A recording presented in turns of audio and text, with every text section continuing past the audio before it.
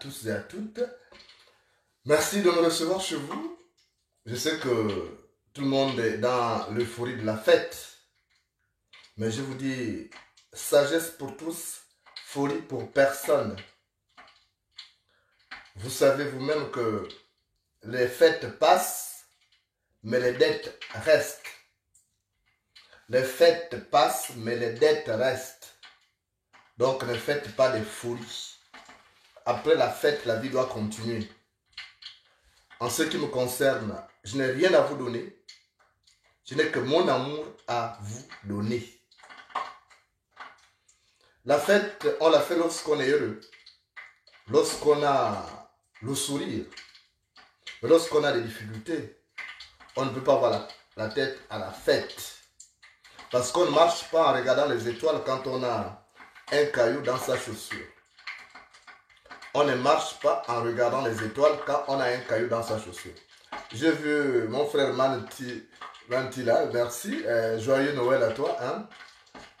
Étudiant, j'espère que tu vas bien, tu passes joyeux Noël. J'espère que tu n'es pas reconnu parce que je sais que Nénès cherche à vous embrouiller le système. Il faut dire à Nénès que je vais arriver chez lui. Hein? Il faut dire à Nénès que je suis au courant de ce qu'il est en train de faire là pour vouloir récupérer la gendarmerie, pour vouloir placer ces hommes de lui, ces hommes à lui, comme il pense que les connus ne méritent pas le poste de co-chef. Tu dis à Nénès que je vais arriver chez lui. On passe d'abord Noël. Hein? Étudiant, il faut dire ça à Nénès. Dis à Nénès que je vais arriver chez lui. Voilà. Parce que moi, avec nos parents de Bongoville, là, je ne sais pas ce qu'ils veulent. Donc, les fêtes passent et les dettes restent. La dette qu'on va payer, c'est celle de la libération du Gabon. Je vois que les Gabonais n'ont pas encore compris quelque chose. Les Gabonais n'ont pas encore compris que on doit se consacrer à l'essentiel. Si j'ai fait cette vidéo parce que j'ai été inspiré par quelque chose. Depuis un bout de temps, il y a des gens qui m'écrivent et qui me demandent de l'aide. L'aide qu'on me demande, elle est multiforme. Il y a des gens qui me demandent de l'aide pour intervenir quelque part, donc une simple intervention. Parce qu'ils estiment que ma voix porte et que quand je parle, il y a de fortes chances que ça décante la situation. Il y a d'autres qui m'écrivent parce que ils sont empêtrés dans des difficultés inextricables, des difficultés financières. Je suis désolé de dire qu'à cela, je n'ai que mon amour à leur donner. Je suis dans un combat titanesque qui m'a dépossédé de tout, et même de mon identité. Et je n'ai pas d'argent à donner, parce que je n'en ai pas. Je ne donne pas l'impression d'être misérable, mais je suis la somme de tous les misérables au Gabon. C'est pourquoi je prends souvent sur moi la tâche herculéenne de combattre ces tyrans-là. Je donne l'impression d'être heureux, mais ça c'est une impression. C'est une impression parce que bon, quand on est un leader d'opinion, nos douleurs sont intérieures. On ne les extériorise pas tant. Parce qu'il y a des gens qui pensent que parce qu'on voit avec un beau chapeau, une belle casquette, un beau polo, que ça va. Non. Il y a des choses que je traverse, des choses qui, au-delà des mots pour les exprimer, restent inimaginables. Mais comme je suis un leader d'opinion, je suis un combattant de la liberté, je donne souvent l'impression que tout va bien. Vous savez, on dit au village que c'est parce qu'il vit dans l'eau qu'on ne voit pas les larmes du poisson qui pleure. C'est parce qu'il vit dans l'eau qu'on ne voit pas les larmes du poisson qui pleure. Vous pensez que pour un père de famille qui a commencé à travailler à 15 ans, se retrouver parfois sans carburant pour se déplacer, c'est un plaisir? Non. Mais je ne viendrai pas vous dire ici que je n'ai pas de carburant. Je ne viendrai pas vous dire ici que je n'ai pas de carburant pour aller prendre ma nourriture quelque part. Non, je ne suis pas comme ça. J'ai reçu une éducation qui ne me permet pas de demander quoi que ce soit à qui que ce soit. Même au mien.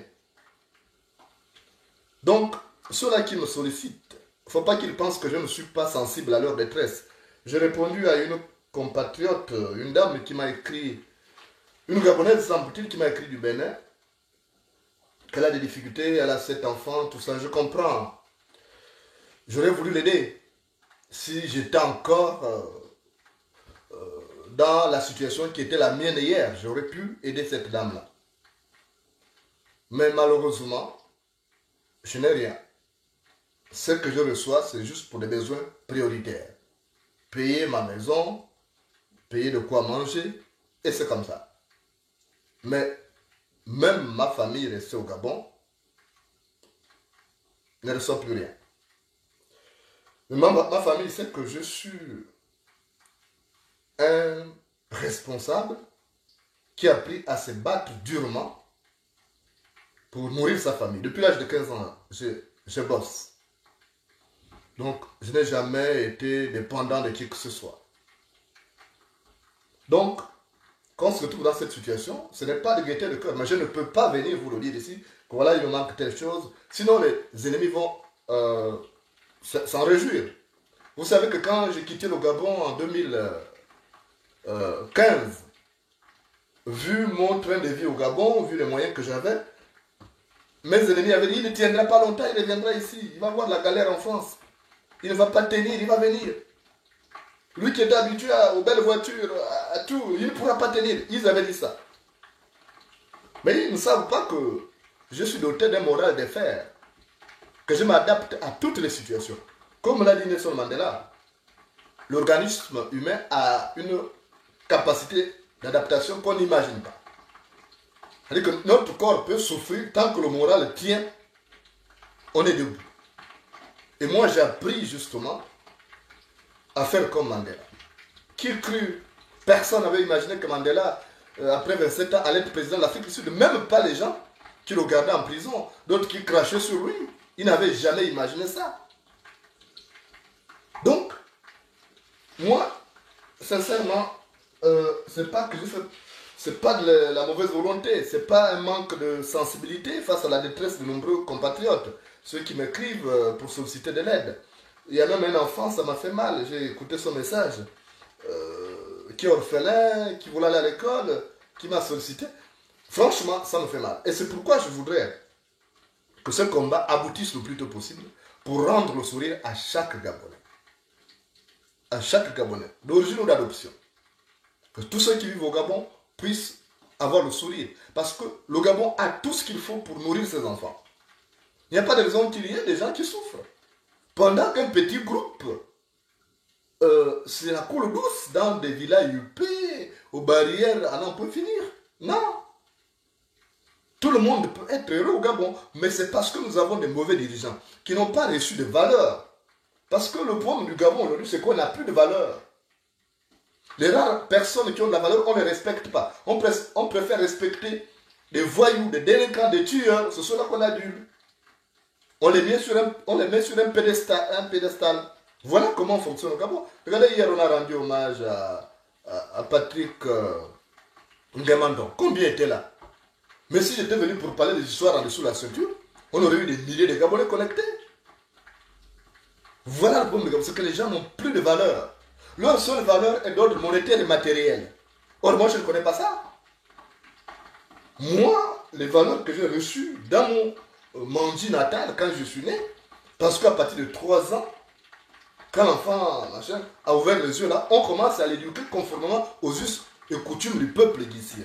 Et dans nos us et coutumes, ce qu'on disait à l'homme, au garçon, que tu deviendras chef de famille, que tu dois travailler dur pour subvenir aux besoins de ta famille.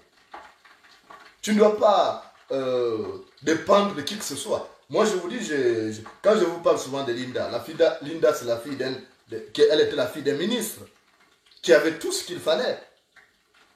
Et il fut un moment donné, quand moi j'ai terminé les cours au lycée d'État, j'ai foncé à la rédaction pour faire les piges, pour faire les articles du journal qui pouvaient me rapporter de l'argent, et qui me rapportaient de l'argent d'ailleurs. Mais elle voulait être avec moi les après-midi. Parce que la nuit ne pouvait pas sortir puisque son père était un méchant roi. Mais elle m'a dit, non, je veux que tu arrêtes d'aller travailler après les cours. Il faut que on soit ensemble l'après-midi. Si c'est l'argent, mon père m'en donne beaucoup. Elle m'en donne assez. Tu ne vas rien regretter. Mais j'ai dit à Linda que je ne peux pas dépendre de toi. Surtout que j'ai eu cette chance ou cette malchance de faire des enfants plus tôt. Donc j'avais déjà fait des jumelles. Qui allait nourrir? Linda n'allait pas me nourrir moi et nourrir mes enfants. J'ai dit à Linda, ce n'est pas possible. Et je suis un homme par rapport aux valeurs que moi j'ai reçues. Je ne peux pas dépendre de toi. Elle n'a pas compris parce qu'on n'a pas reçu les mêmes valeurs. Vous savez, dans la société d'aujourd'hui, on juge quelqu'un à travers ce qu'il a. Or, dans ma société traditionnelle que je connais, la société guissière, on ne juge pas quelqu'un en fonction des moyens qu'il a.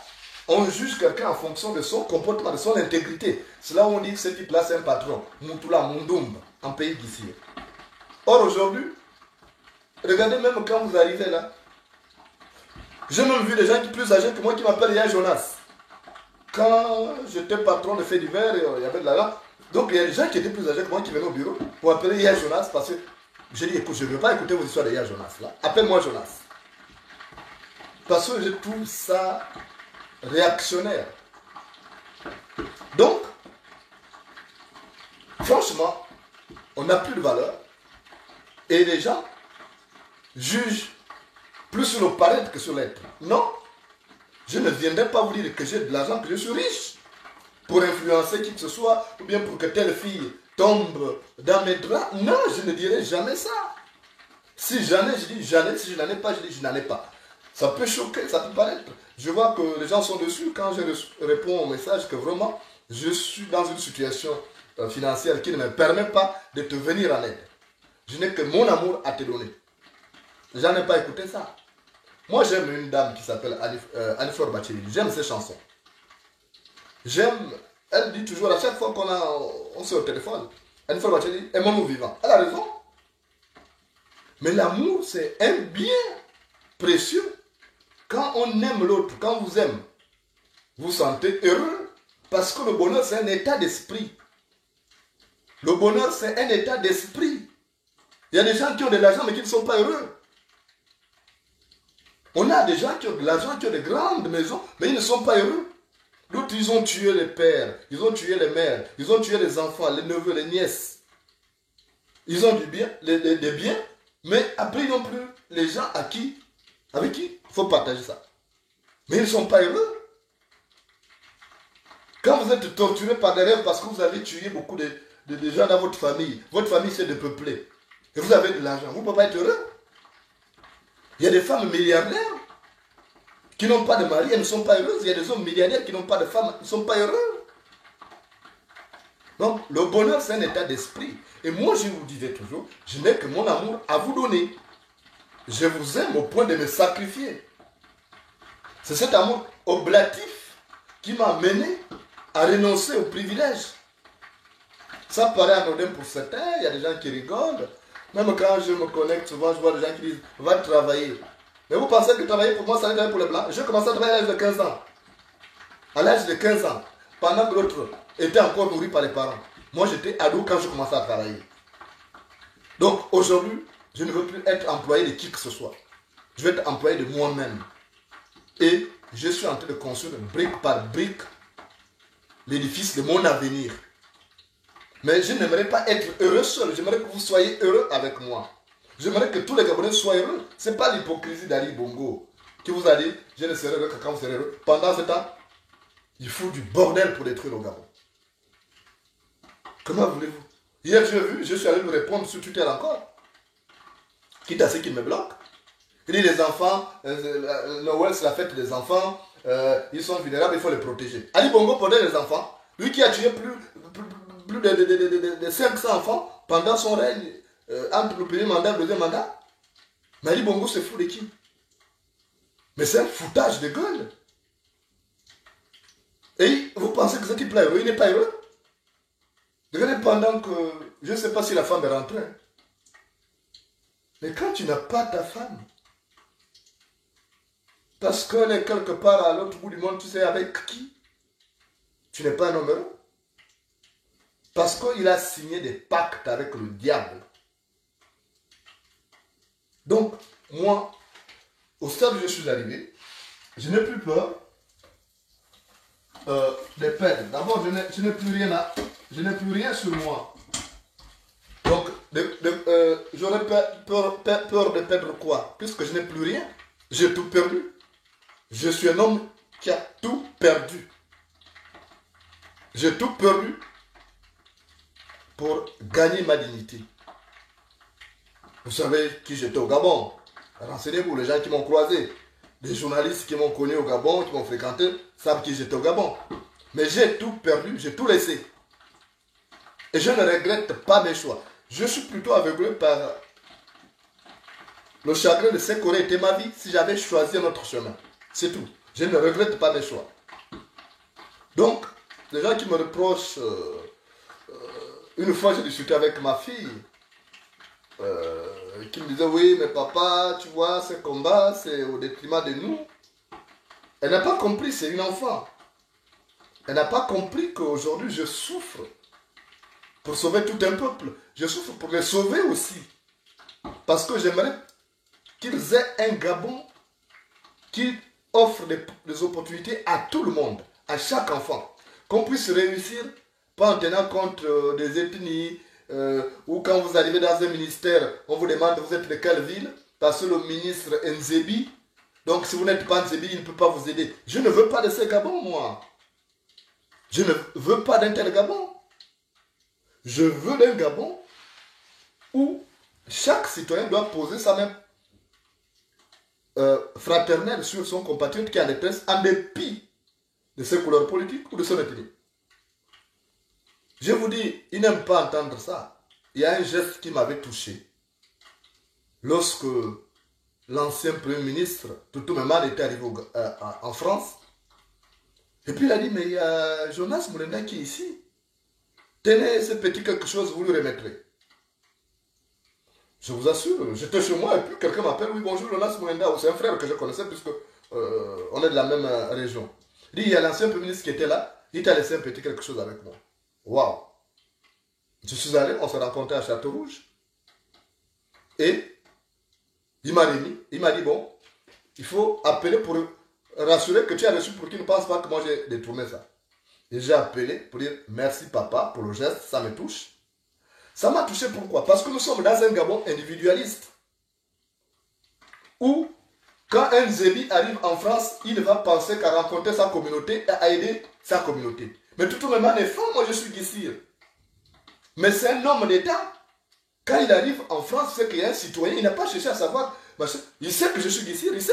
Puisque c'est quelqu'un qui m'a connu, j'étais enfant, il m'a vu à l'Union, j'avais à peine 17 ans, 18 ans.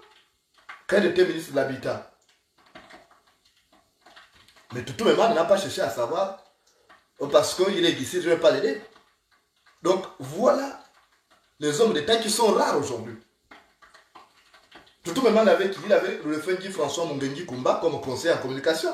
Guy François Mungengi Kumba, que Dieu son âme, c'est un pour nous. Donc on a besoin de voir un Gabon comme ça, où on prend, c'est pas parce que tu es Guissir, tu arrives dans un ministère, tu ne t'entoures que de Guissir. Tu ne rends service qu'au Guissir. Mais c'est pas ça. Regardez ce que nos parents Bateke font. Je n'ai rien contre eux. Tous les commandants des unités du CEDOC en province sont du Haut-Ogooué. Est-ce que vous trouvez ça normal? Toutes les régies financières sont gérées par les actogouvernes. Est-ce que c'est normal? Non. Ce n'est pas de l'amour. Donc ils ne nous donnent pas de l'amour. Offrir de l'amour aux autres, c'est savoir les écouter. Poser sa main fraternelle sur l'épaule de celui qui est en détresse. Mais chez nous, on ne connaît pas ça. C'est pourquoi je veux un Gabon différent. Et il en sera malheureusement comme ça. Je souffre dans ma chair de manquer de certaines choses. Je souffre beaucoup de privations. Mais c'est le combat. Je savais ce qu'implique ce combat. En dépit des persécutions, mais les privations, je savais. Ça m'a valu beaucoup. Beaucoup m'ont lâché. J'ai même des cousins qui m'appelaient, qui ne m'appellent plus aujourd'hui parce que je n'ai plus rien à leur donner. Ou parce qu'ils ont peur que le pouvoir sache que ce sont mes parents. Mais je souffre dans ma chair. Parce que gens, nous avons des liens. Mais ils ne m'appellent plus parce qu'ils ont peur, par lâcheté. Surtout les gens du Sud, excusez-moi. Je m'apaisantis sur les gens du Sud. Il n'y a pas de lâches comme les gens du Sud. Les Pounou, les Nzebi, les Massango, les Michogo, les Gissir, les Varama.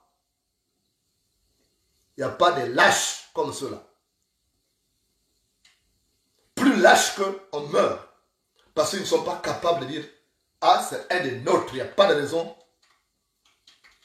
qu'on coupe des liens. Parce que vous n'imaginez pas ce que ça fait, même coup de fil. Regardez, je suis dans une maison de 130 mètres carrés. Au matin et soir, je suis là. Et compte tenu des raisons de sécurité, je ne peux pas recevoir des parents chez moi. Même s'ils viennent. Parce qu'on ne sait pas. On ne sait jamais. Mais même un coup de fil, ça soulage. Avoir un coup de fil d'un parent qui t'appelle pour prendre de tes nouvelles, même quand tu as le moral en berne, ça booste le moral. Or, tous, même les derniers qui m'appelaient jusqu'en passé récent, quand tu appelles, tu les vois, ils sont connectés, ils ne répondent plus. Je souhaitais qu'ils gardent leur position jusqu'au bout. Et on va voir demain ce que ça donnera. Ce n'est pas la peine qu'ils m'appellent. Vous savez, Dieu nous prépare souvent. Il fait un nettoyage autour de nous. Quand il sait que tu es mal accompagné, il fait un nettoyage. Donc, il y a des problèmes qui surviennent où les gens, chacun prend son chemin parce qu'il n'aimerait pas que le moment venu, tu sois entouré de ces hypocrites-là. Donc, j'ai accepté les choses comme ça. Je n'ai rien, je n'ai que mon amour à donner à tout le monde, même à mes ennemis. Mais ça fait mal. Vous ne pouvez pas imaginer. Vous n'imaginez pas ce que ça peut faire d'avoir... J'ai quelques compagnons d'études avec qui je suis resté en contact. On s'appelle de temps à autre. Il y a d'autres qui sont venus professeurs, ils sont enseignants un peu dans le Gabon. On s'appelle, on fait 5 à 10 minutes au téléphone, on rigole, on revit les temps forts de notre jeunesse, notre enfance. Ça fait du bien. Parce qu'aujourd'hui, je ne peux plus me confier à qui que ce soit. Parfois, il y a des gens qui appellent sur WhatsApp. Le numéro n'est pas répertorié. J'ai du mal à répondre. Parce que quand ils t'appellent, parfois c'est pour te sonder par rapport à quelque chose. Et ils t'enregistrent. Donc parfois je ne prends pas. Mais quand c'est des gens que je connais, je les prends au téléphone. Mais quand on parle, ça booste le moral. Mais mes parents du Sud, là, excusez-moi, ce sont des pauvres lâches. Des pauvres lâches. Qui n'aimeraient même pas savoir qu'on est en contact. Mais Ali Bongo, si Ali Bongo n'est pas gabonais, il n'a pas de parents au Gabon, on s'en fout. Mais moi, je suis gabonais. J'ai des parents. Donc ça coûte quoi à ces gens-là de dire, écoutez, c'est notre parent. Je connais un seul qui avait dit à Ali Bongo, monsieur le président, Jonas Bolenda, c'est mon petit frère. Je ne peux pas participer au complot pour le tuer parce que je ne sais pas ce que je rendrai comme un compte à nos parents d'ici. Il y a un seul qui l'avait dit. Il dit, monsieur le président, je ne vous suivrai pas dans le plan d'éliminer Moulenda. C'est mon petit frère. Qu'est-ce que je dirais au peuple d'ici? Parce qu'ils vont dire que toi, tu étais assis là-bas avec ceux qui ont décidé de tuer Moulenda. Et je ne vous suivrai pas. Si vous voulez tuer Moulenda, faites-le sans moi. Et ça, je suis reconnaissant vis-à-vis de ces citoyens. Mais ils ne sont pas nombreux. À la limite, ceux qui m'ont même rendu plus de services, c'est notre communauté. Vous savez mon amour avec les femmes. Ceux qui m'ont rendu beaucoup de services, c'est même plus des femmes. Celui qui est venu en France, qui m'a laissé quelque chose, toute le manière des femmes. Ceux qui m'ont aidé à sortir du territoire, quand on a mis tout le plan, ce sont des femmes. Mais les gens du Sud, ils sont lâches. C'est pas Maïla. C'est pas Maïla. Maïla, c'est mon grand-père. Hein? La famille est une forêt qu'on ne peut tailler. C'est pas lui. Il y avait un autre frère qui était là dans leur gouvernement. Il leur a dit, je ne peux pas participer avec vous pour tuer Moulenda. Si vous voulez le faire, faites sans moi. Moi, je n'aimerais pas avoir des comptes à rendre au peuple d'ici. Donc, je n'ai rien donné à celui-là. Il n'y a que mon amour à donner. Parce qu'il a montré son amour pour moi. Et moi, je lui en rends. Donc, le problème du Gabonais, c'est ça. Il n'aime pas son prochain. Quand vous pouvez lui rendre service, il vous fréquente. Quand il sait qu'il va recevoir telle chose de vous, il vous fréquente. Mais quand il sait que vous n'avez plus rien à lui donner, il disparaît de la situation. Regardez, je parlais de mon frère Patrick Ngemandong. Combien lui ont rendu service? Il y a même d'autres collègues d'Africa Numéro que j'ai contactés. Ils n'ont pas dénié. Puisque Patrick Ngemandong n'est plus là, il est parti, il n'a plus rien à leur. Ils oublient les moments passés ensemble, la confraternité. Plus grave encore, c'est qu'il y a même un qui avait dit, je viendrai. Et lorsque j'ai formé le groupe WhatsApp pour faire une conférence, il a signalé mon compte WhatsApp et ça a désactivé le compte WhatsApp. C'est pourquoi l'émission a commencé en retard. Donc on a commencé, j'ai dû, heureusement que j'avais une puce de secours, j'ai installé le WhatsApp sur notre ligne. Donc ceux qui ont ma ligne privée là, ma ligne privée qui se termine par 60, ne peuvent plus me joindre. Le WhatsApp est bloqué. On m'a dit, vous êtes banni sur WhatsApp. Il faut que j'écrive à WhatsApp, tout ça. Donc regardez comment les Gabonais sont. Regardez comment les Gabonais sont. Plus de valeur. Quelqu'un n'est plus là, il ne peut plus vous aider. Quand il n'est plus en poste de responsabilité, on ne le fréquente plus. Mais moi, quand j'étais au Gabon, quand j'étais à Fédéral, imaginez, il y a même quelqu'un, parce que je suis parti en catastrophe du Gabon. J'allais être éliminé, je ne pouvais plus mettre pied au bureau. Et la secrétaire, quand elle est allée au bureau, elle a trouvé assez d'argent dans le tiroir. Elle m'a appelé, elle m'a dit, je fais quoi de cet argent? J'ai dit, bon, tu feras ça, ça, ça. C'est l'argent que j'ai gardé dans le tiroir. Et quand les gens venaient, qui avaient des soucis, je les aidais. Pourquoi? Parce que j'estime que quand tu en as, il faut donner à ceux qui n'en ont pas. Comme ça, Dieu sait ton cœur et il t'en donne toujours pour que tu puisses aider les autres. Quand Dieu te donne la possibilité d'aider, ce n'est pas que tu es le plus béni, mais parce qu'il se dit que tu dois donner aux autres. Parce qu'en réalité, rien ne nous appartient pas. Même l'argent ne nous appartient pas. Même la terre ne nous appartient pas. Ce sont les hommes qui appartiennent à la terre. Mais ça, on ne sait pas. Comme nous sommes dans une société où les gens n'ont plus de spiritualité. Nous sommes dans une société où les gens n'ont plus de spiritualité. Et du coup, les gens ne voient pas cet aspect. Il m'arrive, je vous prends un exemple bête. Il ne va pas demander de le citer, mais je vais quand même le citer pour qu'on ne pense pas que je suis en train de... Il y a un gars sur Facebook. C'est l'un des gars sur Facebook qui me suivent. Et quand je suis en... Quand il voit 2 jours, 3 jours, je ne me connecte pas, il m'appelle. Je ne donnerai pas sa vraie identité. Il s'appelle Fils de Pog. Moi, je connais son identité parce qu'on s'appelle. Hier, je vois un message WhatsApp. Et j'ouvre, je vois un reçu rien. Après, il m'appelle. Il dit non, je sais que tu passes moment difficile. C'est la fête, je t'ai envoyé ce petit quelque chose, c'est rien. Mais ça peut t'aider pour mettre au carburant. Même si c'est 50 €, c'est le geste qui compte. Donc, et pourtant j'étais dans une situation où j'avais plus de carburant parce que j'avais fait des trajets qui n'entraient pas dans mes calculs. Mais au moment où je suis fauché, quelqu'un, Dieu le touche pour dire, écoute, envoie 50 € à Moulenda. Donc, est-ce que vous voyez combien de fois? Donc, je ne suis jamais arrivé dans une situation où je vais me retrouver sans un centime. Parce que Dieu connaît mon cœur. Dieu sait que quand j'en ai, j'en donne aux autres. C'est pourquoi je ne parie que jamais quand je n'ai rien.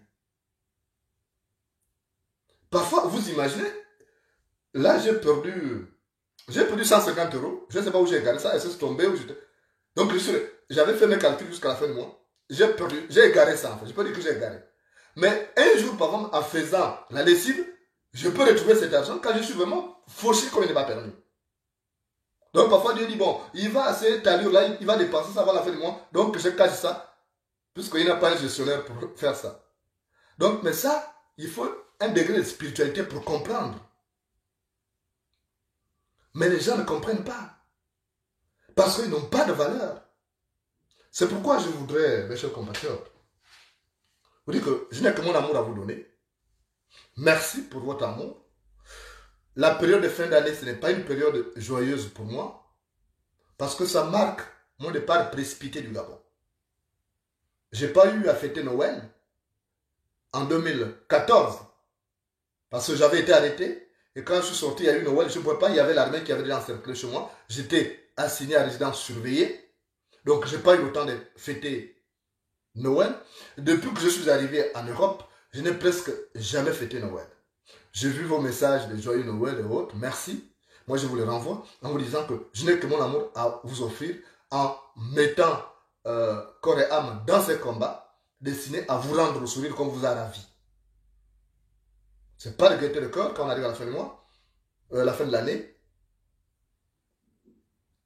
Si Noël, sans être à côté de ses enfants, vous avez vu que les 2 enfants que j'ai fréquentés ici, vous savez ce qui a été fait. Comment des sorciers et des sorcières se sont retrouvés pour m'éloigner de ces enfants. Pour des raisons de sécurité, je me suis éloigné, naturellement. Ça se réglera plus tard parce que il reste mon sang. Mais je vous dis, ce n'est pas de gaieté de cœur. Quand vous voyez les voisins avec leurs enfants, ils passent. Ça, quand on est père de famille, ça fait mal. Bon, je vois des messages. Bon, qu'est-ce que vous voulez que je fasse? Mais tout ça, je prends sur moi. Mais je n'ai pas de cadeau à vous donner. Le meilleur cadeau, c'est ces combats que je mène pour vous. Aujourd'hui, les gens ne voient pas l'importance de ces combats. Je suis insulté, on dit tout ce qu'ils veulent. C'est pas grave. Je prends ça sur moi. Je suis abandonné, des amis, quand ils voient le numéro, ils ne décrochent plus, ils ont peur. Hier même, quand j'ai discuté avec une ancienne collègue d'Africa numéro 1, la MBL était un peu... C'est pourquoi je voulais maintenant là, dire merci encore à Jean-Valère Binamanza, dire merci à Denise Boukandou, dire merci à Georgette Bonga Bakissi, dire merci à Eugénie Dieki, merci à Aniflore Bachilili, merci à Marcel Diabio, qui ont accepté d'être là. Je leur ai dit que ce n'est pas une mission pour parler de la politique, je ne veux pas vous mettre en difficulté. Ils sont venus pour rendre hommage à un frère. C'est de l'amour. On lui a donné, quand on aime quelqu'un, même si la personne est morte, on continue à l'entourer d'amour. C'est pourquoi en France, vous allez voir que la plupart des Français là, il y a toujours des voitures garées devant les cimetières. Ils vont passer parfois des journées, des heures et des heures devant les tombes de leurs parents pour une méditation. Mais chez nous au Gabon, on n'a pas ça. Regardez comment les tombes sont envahies. Une fois qu'on va vous enterrer, c'est terminé. Une fois qu'on va vous enterrer, c'est terminé, la tombe est envahie par d'autres herbes. Voilà le Gabon. Voilà le Gabon. Vous voyez les Blancs. Partout, vous savez qu'ils ont des tombes, là, chaque ville, là. Chaque village. Vous allez voir des voitures garées, ils sont là. Immédiat. Parce que quand on aime quelqu'un, quelqu'un qu'on a aimé de son vivant, on l'aimera toujours. La personne a toujours une place dans votre cœur. Regardez, s'ils n'aiment pas les morts, ce n'est pas les vivants qu'ils vont aimer. S'ils n'aiment pas les vivants, ce n'est pas les morts qu'ils vont aimer. De notre vivant, ils ne nous aiment pas. Comme si vous ne faites plus partie de la vie. Moi, je vous le dis sincèrement, quand je vois comment on traite les gens aujourd'hui, je me dis, parfois c'est nécessaire de faire un cimetière dans la concession. Dans sa concession. Au moins là, les gens vont entretenir. Au moins les gens ne viendront pas déterrer, n'importe comment. Mais ce que je vois aujourd'hui au Gabon, même quand ma belle-sœur, je dis belle-sœur, la femme de Mavioga, Anna Claudine Ayo, quand elle soulève le débat de dire qu'on ne va pas l'enterrer Mavioga loin là-bas dans le village, mais elle n'a pas totalement tort. Je n'approuve pas sa manière de fonctionner, d'agir, mais sur ce point-là, j'ai vu des cimetières de grands qui sont dans l'herbe. Des personnes, on est allé les jeter. On ne va même plus entretenir, alors que quand on a aimé une personne de son vivant, il n'y a pas d'exemple. Regardez le cimetière de Oliver Ngoma. Il paraît qu'il avait une femme de la famille présidentielle. Mais noyée dans l'herbe, on m'a envoyé des photos. Vous pensez que cette femme-là avait aimé Oliver Ngoma? Vous pensez que cette femme-là a aimé Oliver Ngoma? Comment comprendre que ton mari meurt? Tu laisses l'herbe noyer comme ça, noyer la tombe. Mais j'ai honte des Gabonais. J'ai honte d'être Gabonais. Je ne me reconnais même plus en ce Gabonais-là. On n'a plus d'amour à donner à son prochain. On ne donne l'amour ni aux vivants, ni aux morts. Le seul moment, parfois, quand ils font leur hypocrisie, c'est quand il y a la fête de Toussaint, là. La Toussaint. Ils vont faire semblant d'aller s'arcler. Il y a même des gens qui ont perdu leurs parents. Ils ne sont même jamais allés se recueillir. En France, il y en a des gens qui ont perdu les parents. Ils ont l'argent. Ils achètent les sacs Louis Vuitton. Les parents sont morts. Ils n'ont pas enterré les parents. 1 an, 2 ans, 10 ans. Ils ne sont jamais allés se recueillir devant les tombes de leurs parents. Ouais. Le Gabon. On n'a plus de valeur. On n'a plus de valeur. Et moi, j'ai du mal à trouver des gens qui ont des valeurs dans ce Gabon. Il y en a. Mais moi, j'ai reçu l'éducation traditionnelle. Et c'est l'éducation traditionnelle qui a fait de moi ce que je suis aujourd'hui. C'est cette éducation. Si je n'avais pas suivi la voie traditionnelle, si j'avais suivi la voie des Blancs là, mais j'aurais été perverti. Je serais restement avec Ali Bongo en train de faire des choses, machin, comme ils ont leur pédophilie. Mais heureusement que j'ai été élevé au village. On disait qu'un homme reste un homme. Ou on disait qu'un homme doit aimer son prochain. J'ai vu des gens qui ont écrit, certainement des pédégistes ou les opposants des pacotis. Ils ont écrit que Moulenda a parlé de Ossénie pour parler de l'eau de la ECG, qu'il y a des caca. Là, c'était. Il a fait ça parce qu'il est jaloux de Molino. Mon Dieu. Moi, être jaloux de Molino, parce que là, qu'est-ce que je n'ai pas dénoncé depuis? Je suis content qu'il y ait quelqu'un de l'extérieur qui vient donner du tonus à ce combat. Pourquoi je serais jaloux de lui? Nous sommes tous des journalistes d'investigation. Moi, la seule difficulté, c'est que je ne suis plus au Gabon. Moi, j'étais un homme de terrain au Gabon. De 15 à 35 ans, j'ai été un journaliste de terrain. Pourquoi je serais jaloux de lui? On m'a dit de ne jamais être jaloux dans les valeurs que j'ai reçues. De ne jamais jalouser quelqu'un. On m'a demandé, dans ma société traditionnelle, de me réjouir du bonheur de l'autre.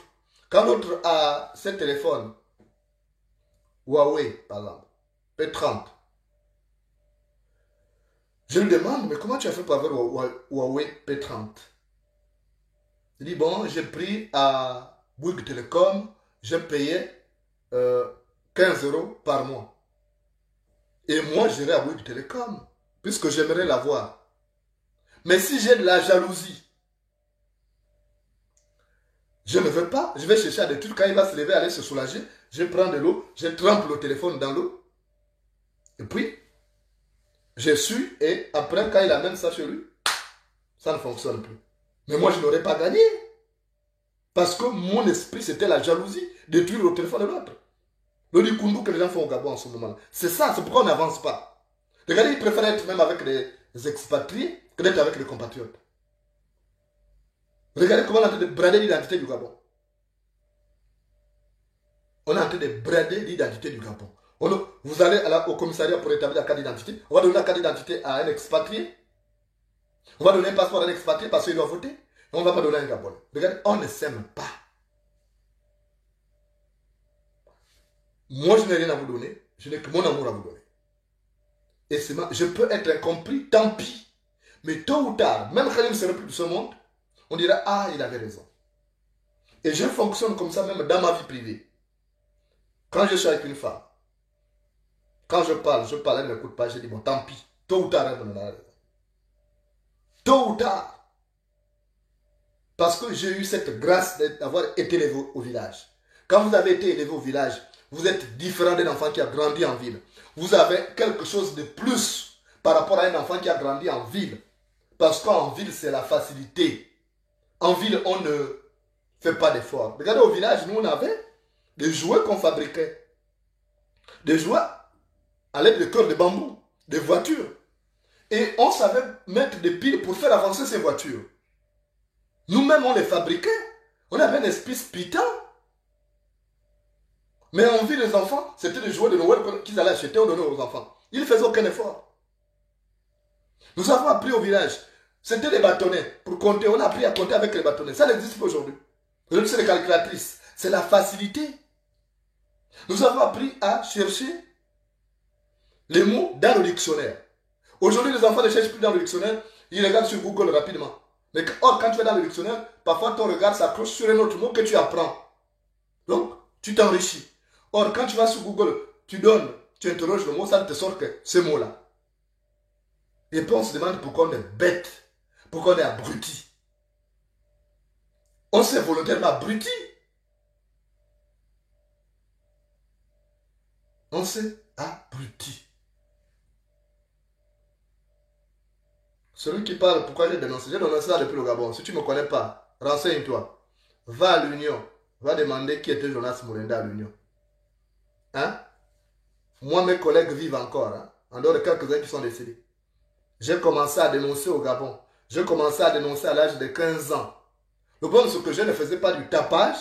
Et comme les Gabonais ne lisent pas, allez-y à l'Union.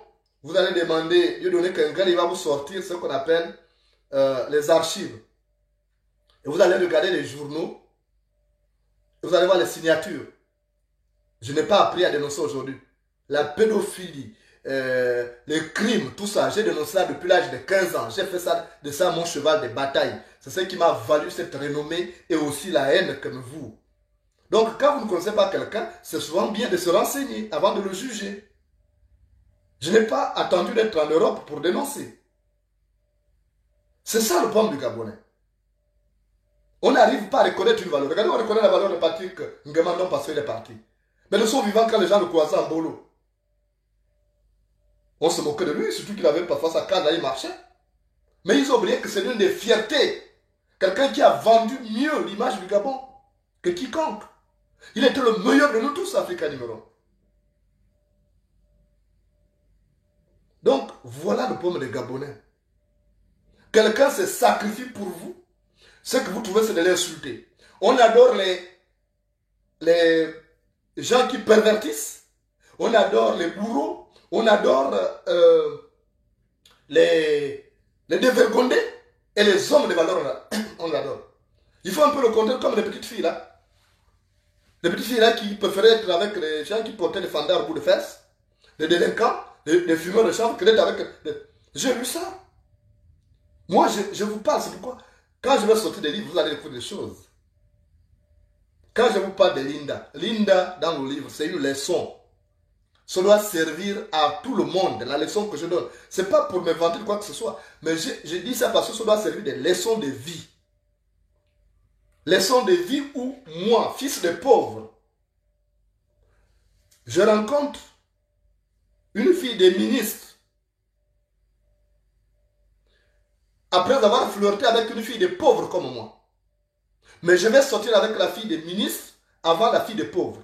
Mais quand je repars chez moi à Mandi, je me remets avec la fille des pauvres. Et la fille des ministres va dire, écoute, je suis fille des ministres. J'ai tout ce qu'il faut pour te rendre heureux. Il faut que tu abandonnes. Cette fille-là, elle est de famille pauvre. Je ne vais pas abandonner cette fille.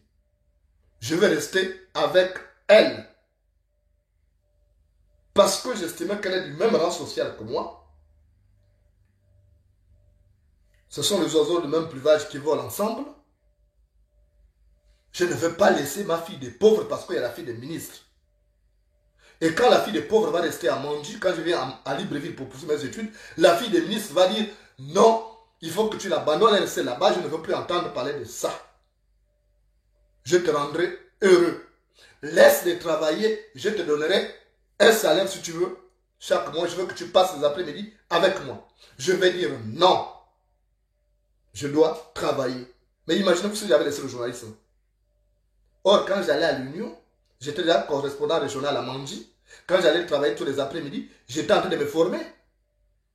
Et j'étais en train de me faire remarquer. Et c'est ce qui a fait que plus tard, le gouvernement français, à travers sa représentation diplomatique au Gabon, a décelé mes qualités et m'a offert une bourse pour entrer à l'école de journalisme.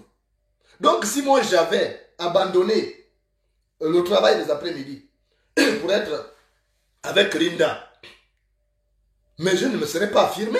Je n'aurais pas eu la bourse pour entrer à l'école de journalisme. Et en même temps, la fille des pauvres pour qui je me suis investi, avec qui j'ai eu des enfants, va me lâcher. C'est là où je veux maintenant penser à la fille des ministres. Et pourtant, j'aurais dû penser à la fille des ministres avant la fille des pauvres, puisque c'est elle avec qui je suis sorti avant. Je suis sorti avant avec Linda. Marie, c'était après quand je repars à Manji.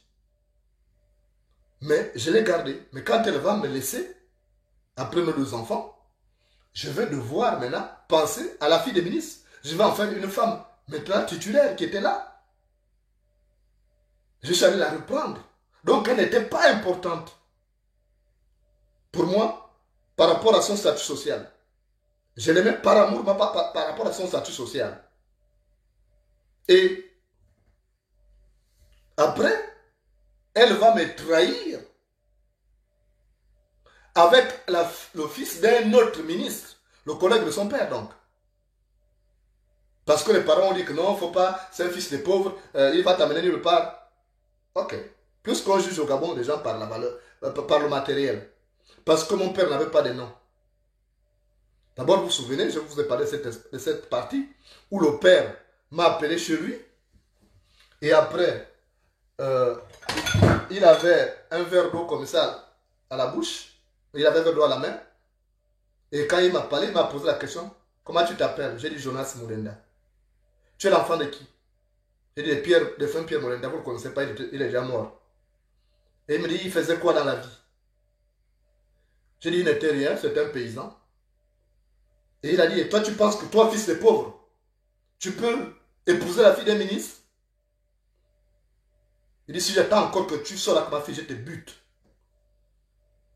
Tu arrêtes à partir d'aujourd'hui? J'ai dit oui. Mais je l'aime. Fallait pas dire ça. Il a mis l'eau à la bouche et il m'a craché ça en plein visage. Vous imaginez recevoir l'eau de quelqu'un comme ça à la bouche. En plein visage. Je suis rentré chez moi en pleurs. Et je me suis posé la question, est-ce que le fait d'être pauvre, c'est une malédiction? Est-ce qu'on choisit sa famille? Et la fille est revenue plus tard. J'ai dit, moi je t'aime, je ne veux pas te laisser, même si ton père a dit qu'il va me tuer. Je t'aime. La fille va me dire, non, moi je vais arrêter parce que mon père menace de m'expulser. Ok, j'ai compris jusque-là. Mais là où elle va commettre l'erreur, c'est qu'elle va se mettre avec le fils des ministres. Et un soir, quand je rentre, on est dans le même quartier, je la trouve en train d'embrasser Randy, le fils du ministre qui était là. Et moi, je m'arrête pour dire bonsoir Linda, elle se retourne. Je dis, hé Jonas, tu m'épies, tu perds ton temps. Tu es déjà sorti de ma vie, je ne te reviendrai pas. Fais comme moi, trouve-toi. Ça m'a fait mal. Je profite de l'occasion pour te présenter mon nouvel amoureux. Mes parents l'aiment. J'ai eu mal. Je me rappelle en montant la colline de plein ciel là, j'ai même cogné le pied sur un rocher. Je suis arrivé chez moi en larmes. Et comme j'ai vécu chez mon aîné,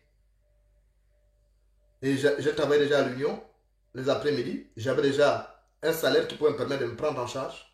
Pour ne plus voir cette fille-là, avec son copain dans le quartier, j'ai déménagé. Je suis parti vivre à Yaï. Et à Yaï, j'avais comme voisin une fille qui vit, vous pouvez peut-être la connaître, elle s'appelle Ornella Risonga. C'était mes voisins. Je suis resté là. 1 mois, 2 mois, 3 mois, je n'allais même plus dans mon quartier. Et un an presque plus tard, j'avais décidé, j'ai dit, bon, les femmes d'aujourd'hui, les femmes du Gabon, il n'y a que l'argent, il faut être riche, ok. J'attends d'abord de travailler. Quand j'aurai des sous, je pourrai maintenant me marier parce que j'ai compris qu'il faut avoir un nom dans ces pays. Et moi, j'obtiens cette chance d'obtenir la bourse pour entrer à l'école de journalisme à Paris. Moi, d'un an après, je n'ai plus de contact avec Linda. Je n'ai plus de contact avec Linda. Maintenant, je vais dire au revoir à mon grand frère qui habitait, qui m'hébergeait à plein ciel. Et c'est là où je vais rencontrer Amanda, la copine de Linda. Qui me dit, non, mais comment toi aussi, comment tu as coupé le contact? Même avec moi, ton numéro ne passe plus. Je te cherche, et tu me cherches pourquoi? Tu sais pourquoi je suis parti du quartier? Ta copine m'a humilié parce que je ne suis pas fils de ministre. Elle m'a humilié avec un fils de ministre, je ne voulais plus avoir, je suis parti. Je ne suis pas quelqu'un qui aime les problèmes. Non, laisse ça. Elle n'était pas heureuse. Ils se sont séparés. Je dis, comment ça? Elle dit, non, un soir, elle est partie chez le gars. Elle a trouvé en train de sortir, en train de faire l'amour à nos copines communes, à notre copine commune, Chancia. Et quand il a parlé, il a battu jusqu'à déchirer les vêtements, les rentrer ici presque nu. J'ai dit, ouais. J'ai dit, tu vois le retour de la manivelle? Elle m'a laissé, moi, fils de pauvre, pour se mettre avec un fils des ministres, comme aussi elle est fille des ministres. Elle a voulu suivre. Donc, j'ai dit, mais moi, je ne suis pas un bouche-trou, je ne me remettrai pas. Et quand je redescendais après avoir dîné avec mon grand frère, j'ai trouvé Linda avec. Elle s'est mise à pleurer là, elle s'est jetée sur moi, pardonne-moi. Jusqu'à mon départ, je ne veux pas dire que je partais en France. C'est maintenant quand j'ai senti que mon voyage se demain que je l'ai appelé au restaurant pour dire, écoute, est-ce qu'on va se trouver au restaurant? Elle était contente, elle a pensé que c'était pour la réconciliation. Donc on mange bien, tout se passe bien. Tout se passe bien. Et elle parlait, elle me fait la remarque, mais je ne comprends pas, je te parle, je ne te sens pas présent, finalement. Je dis non, je vais te répondre à la fin, parce que je ne voulais pas lui annoncer ça avant d'avoir fini de manger, sinon ça allait lui couper l'appétit. Elle me dit non, il faut qu'on se remette ensemble. J'ai dit, ce n'est plus possible, Linda. Elle dit, comment ça? J'ai dit, non, parce que ce que tu as fait, tu ne m'as pas jugé sur ma valeur, tu m'as jugé sur le bien, sur le nom. Moi, je n'ai pas ce nom. Tu seras complexé demain encore, tu pourras me trahir. Oh non, c'est pas ça, machin. J'ai dit, et puis on ne peut pas dire, pourquoi tu ne veux pas te mettre en couple avec moi? Tu es déjà avec une autre copine. J'ai dit, non.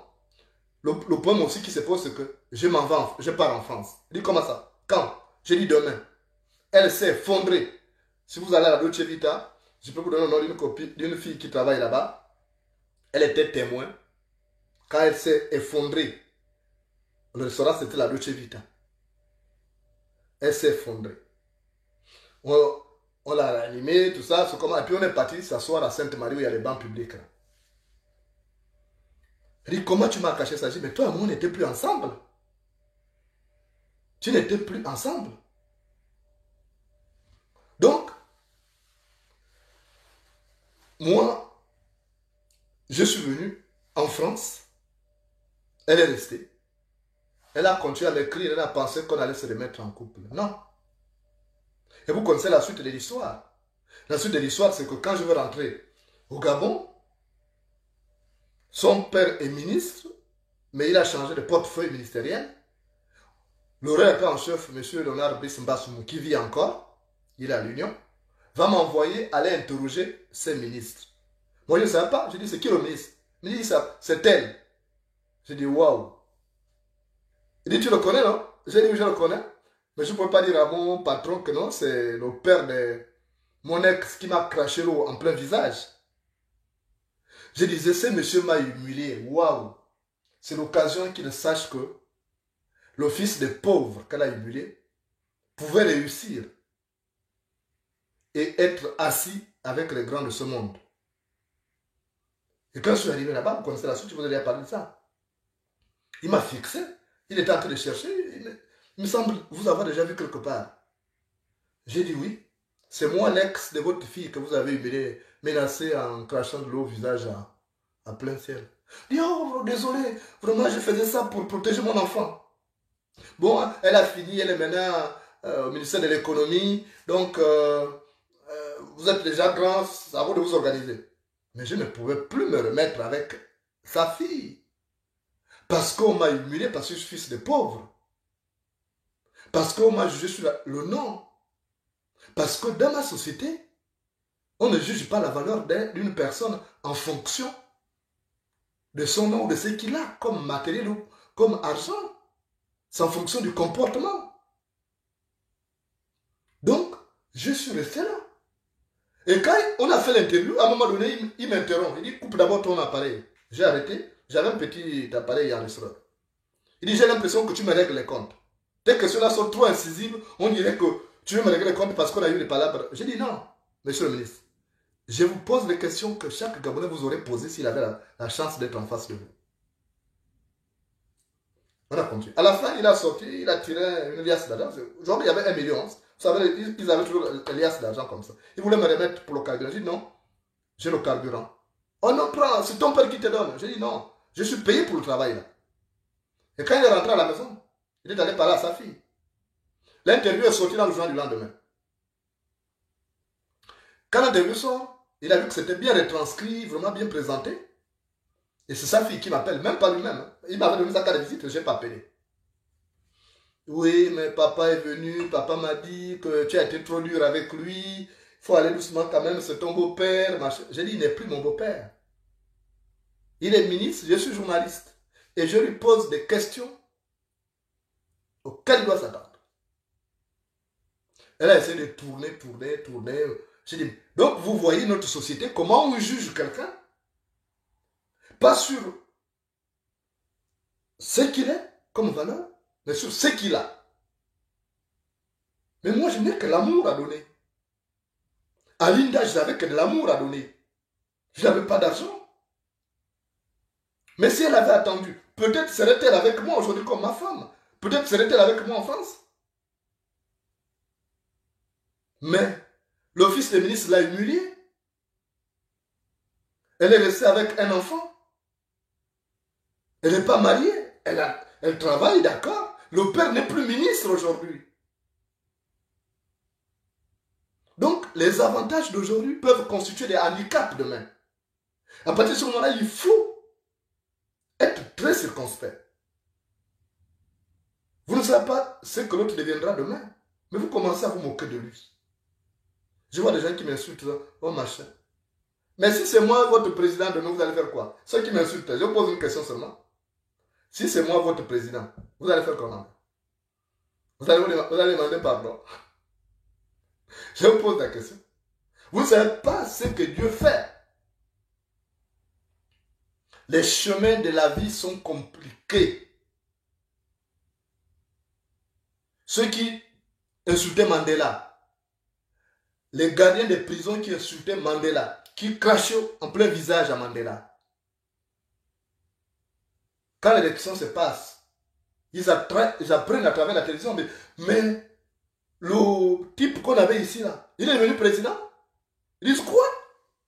Mais on est mort. Comment ça?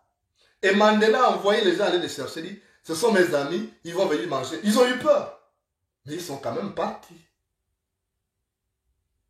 Donc le livre, L'insupportable, c'est une leçon de vie. Il y a tome 1, tome 2. C'est une leçon de vie. Je demande à mes amis pédégistes, même s'ils ne m'aiment pas, j'ai de l'amour à leur donner. La vie est bizarre. On ne sait pas ce que nous réserve demain. Aujourd'hui, nous sommes avec Ali Bongo. Ali Bongo n'est pas éternel, demain il va partir. On ne sait pas qui viendra demain. On ne sait pas qui viendra demain. C'est pourquoi je dis, il faut limiter les dégâts. On ne sait pas de quoi sera fait demain. J'aimerais que chaque Gabonais ait une petite dose de spiritualité, la vraie spiritualité africaine. Parce que l'intelligence peut montrer des limites à un certain niveau. Mais la spiritualité prend. le relais. Il faut avoir cette dose de spiritualité pour voir les choses. Or, je regrette. Mon jugement n'est pas une sentence. C'est que beaucoup ne comprennent pas. Beaucoup se contentent de ce qu'on a aujourd'hui, sans se soucier du lendemain.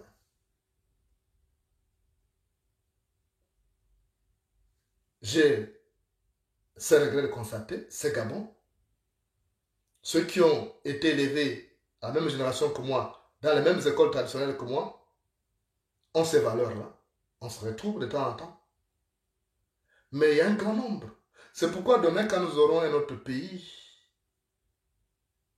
on va privilégier l'éducation africaine.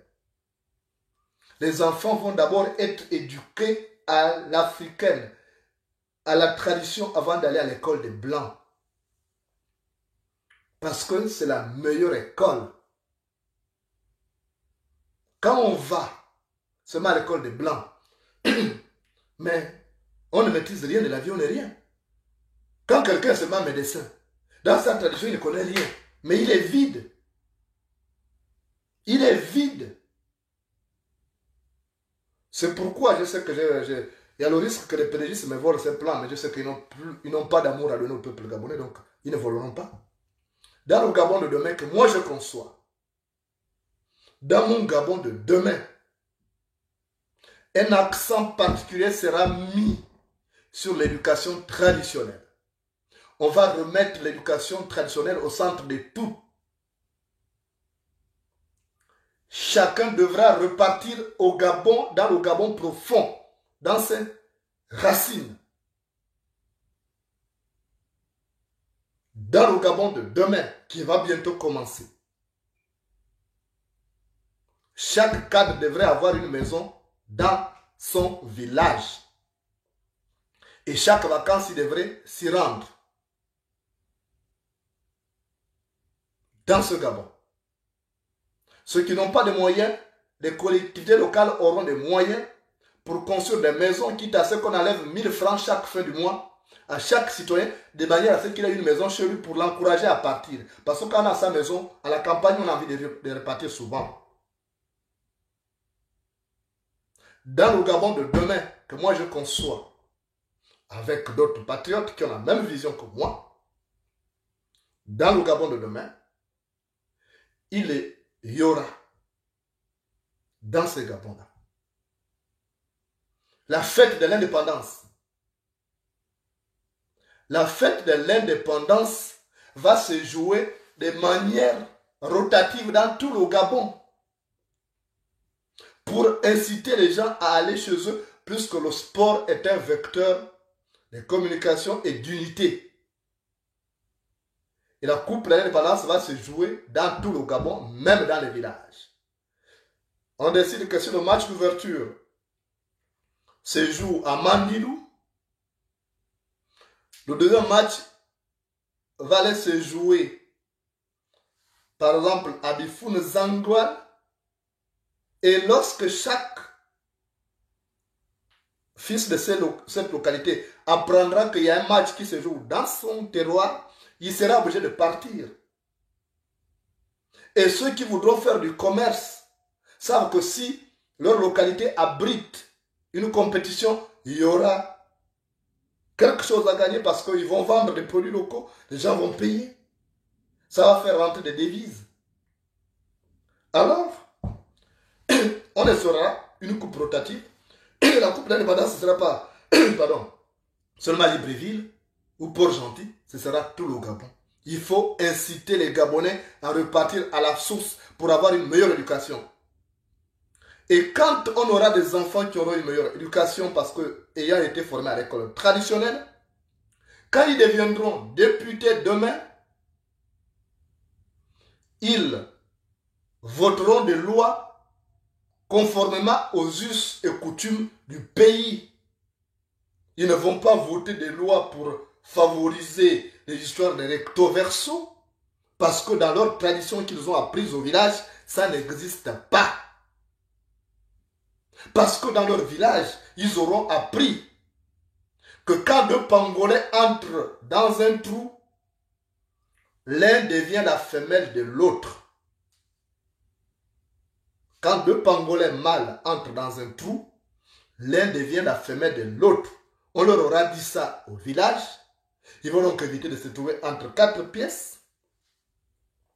Parce que l'école traditionnelle aura constitué le ciment de leur éducation. À partir de ce moment, on aura des députés, des ministres, des cadres rompus à nos us et coutumes. Et ils éviteront de voter des lois comme on voit là. Et ils apprendront aussi que on juge l'être sur on juge la personne sur l'être et non sur le paraître. Quand on aura ça, quand on aura un code de procédure pénale, quand on aura un code pénal aussi, qui réprime les actes malveillants de sorcellerie, les gens n'auront plus peur d'aller au village. Parce que ça aussi, c'est un facteur. On en tiendra compte. Mais ça, n'attendez pas ça d'Ali. Parce qu'il n'a pas d'amour à vous donner. Il n'a pas d'amour à donner aux Gabonais. Il n'a pas un ciment traditionnel qui fait de lui quelqu'un d'assis. Alors, c'est à nous, Gabonais. Mais le premier de ces matériaux de construction, c'est l'amour à nous donner. Et je nous invite, en cette période de fin d'année, à vous approprier le concept de l'amour du prochain pour limiter les dégâts. En disant, demain, je dois être un des piliers pour la construction. Que demain, je dois être ces maçons pour construire ce pays. Mais ça, il faut de valeur. J'ai mal quand j'écoute les gens dire villageois. Ils prennent ça comme injure. Mais les villageois sont plus heureux que nous. Il m'arrive chaque nuit avant de dormir de suivre les documentaires dans tout le monde entier. Et je vois que ceux qui vivent bien, ce sont ceux qui sont dans les villages. Parce qu'ils ont encore ce ciment. Ils ont encore ces valeurs. Je ne désespère pas. Je sais que nous avons la possibilité d'être heureux, et nous le deviendrons. Mais pour être heureux, il faut que nous commencions à nous aimer, à faire de l'amour notre ciment pour la construction d'un pays nouveau. Parce que sans amour, rien n'est possible. Mais pour aimer, il faut tolérer, accepter l'autre dans sa différence. Accepter que la beauté d'un tapis tient à la diversité de ses couleurs et la beauté des hommes à leur différence. Quand on aura compris ça, on fera un grand pas. Quand on aura donné comme première richesse l'amour, en ce moment-là, on construira un Gabon nouveau, débarrassé des oripeaux qui nous maintiennent aux antipodes du progrès. En cette période de fête de fin d'année, je n'ai que mon amour à vous donner. Demain, quand les choses vont se libérer, je donnerai un peu plus. Parce que j'ai appris l'importance de ces valeurs sacerdotales. Et quoi qu'il en soit, je reste convaincu que ça va bientôt arriver parce que notre société comporte les germes d'une révolution. Mais ce sera le résultat des sacrifices des hommes et des femmes qui ne seront jamais ni comptés, ni remboursés. Bonne fête de Noël à tous et on se retrouve très prochainement.